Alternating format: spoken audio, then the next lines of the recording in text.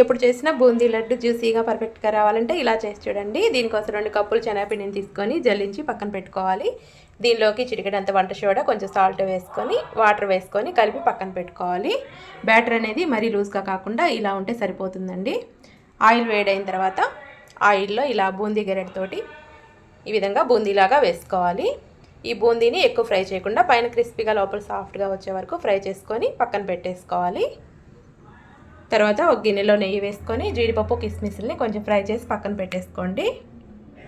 దీనిలోకి 2 కప్పులు శనగపిండికి 2 కప్పులు పంచదార సరిపోతుందండి. ఒక 1/2 కప్పు వాటర్ వేసుకొని లైట్గా తీగ వచ్చి రానట్లుగా ఉండేటట్లుగా అట్లా పాకం పట్టుకోవాలి. తర్వాత 1 స్పూన్ యాలకుల పొడి, మీ దగ్గర పచ్చకర్పూరం ఉంటే కొంచెం పచ్చకర్పూరం కూడా వేసుకొని బూందీ కిస్మిస్ అన్నీ వేసుకున్న తర్వాత ఇలా బాగా కలుపుకోవాలి.